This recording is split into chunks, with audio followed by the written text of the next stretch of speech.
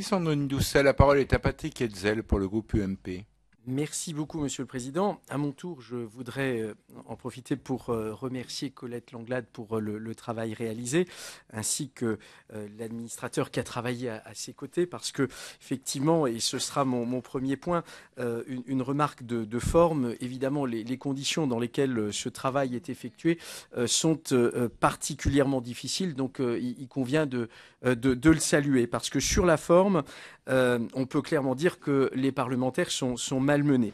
Les délais sont très courts entre le moment où nous pouvons disposer d'un texte amendable et le détail et le délai de dépôt, puisque en fait on a disposé en tout et pour tout de 2 jours pour travailler, ce qui est quand même tout à fait particulier. Je pense que cela contraint les parlementaires à travailler plusieurs semaines sur ce qui était appelé un avant-projet de loi, qui se voit d'ailleurs profondément remanié en Conseil d'État.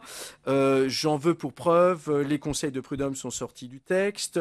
La disposition supprimant les 24 heures minimum de travail hebdomadaire pour les contrats à durée déterminée, par contre, il figure alors que ça ne figure pas du tout dans l'ANI. En fait, le gouvernement se félicite de sa méthode de concertation avec les partenaires sociaux. S'en remettre à la démocratie sociale ne signifie pas qu'il faille pour autant mépriser la démocratie parlementaire. Or, c'est ce qui est en train de se passer, d'autant que ce texte n'est pas, contrairement à ce que dit le gouvernement, un simple texte de transcription ou de retranscription de l'accord national interprofessionnel du 14 décembre dernier.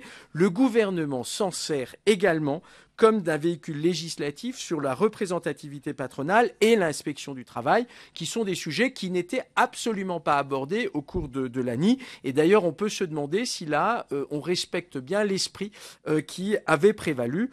En plus, le gouvernement n'a pas hésité à déclarer l'urgence sur ce texte, ce qui n'est pas sans poser problème. Donc vraiment, pour nous, il y a déjà un problème de forme. Mais venons-en aux éléments de fond. Je voudrais en citer plus particulièrement 3. Premier élément de fond, le compte personnel de formation. Ce compte personnel, avec la portabilité des droits qui peut être crédité jusqu'à un plafond de 150 et faire l'objet d'abondements d'autres acteurs, tels que les régions, tels que l'État, est présenté par le gouvernement comme une véritable révolution. De toute évidence, il n'en est rien. 150 heures, ce n'est guère que 30 heures de plus que ce qui existait précédemment, c'est-à-dire le fameux DIF. Or, la formation qualifiante nécessite plutôt un crédit de 400 heures, voire même de 800 heures. On en est très loin. Donc là, il y a un énorme décalage entre ce qui est déclaré et la réalité. L'idée d'un compte personnel dont les crédits seraient mobilisables selon les souhaits des salariés est d'ailleurs contredite par la nécessité de bénéficier d'abondements supplémentaires pour accéder aux formations qualifiantes. Tout reste donc à prouver sur la facilité d'obtenir les abondements en question. En attendant, en l'absence d'un plafond plus élevé, la liberté du détendeur du compte reste extrêmement partielle. Et d'ailleurs, toujours sur ce registre-là, les listes qui vont fixer les formations éligibles posent question.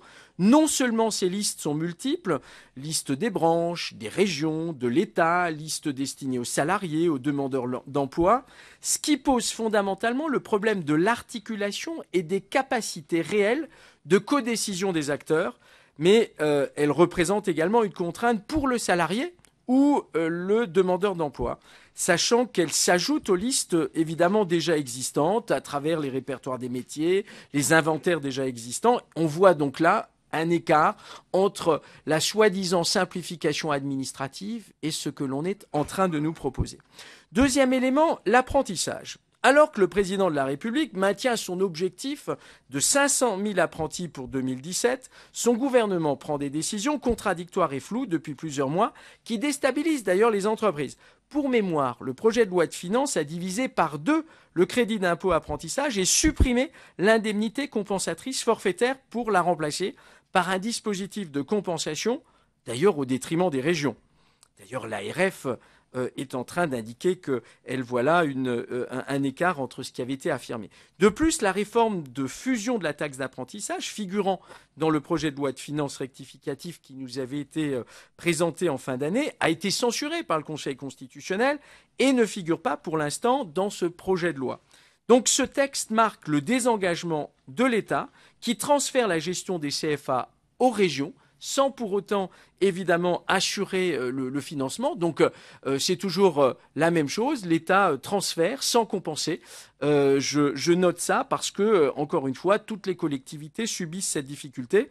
Et on peut noter aussi, toujours en matière d'apprentissage, une incertitude sur la capacité des entreprises à pouvoir véritablement décider librement des établissements qu'ils souhaitent faire bénéficier des fonds aujourd'hui non affectés. Là aussi, sujet qu'on avait déjà eu l'occasion d'aborder. Donc, vous le voyez, premier point de fond, le compte personnel de formation. Deuxième point de fond, l'apprentissage. Et je terminerai par le troisième. Ce texte ne pense pas suffisamment l'articulation entre la formation initiale et la formation tout au long de la vie. En matière de formation professionnelle, là, il y a un très grand vide. Et d'ailleurs, Colette Langlade le mentionne à plusieurs reprises, mais on voit bien qu'il y a là aussi un décalage important et on voit une faible place accordée à l'enseignement supérieur dans ce texte, alors qu'aujourd'hui, on pourrait considérer que l'enseignement supérieur a aussi un rôle à jouer en matière de formation professionnelle. En conclusion, ce texte est très en retrait par rapport à l'exposé des motifs qui nous a été présenté. Il y a là encore une fois un décalage entre les discours et les actes que nous propose le gouvernement. Je vous remercie. Merci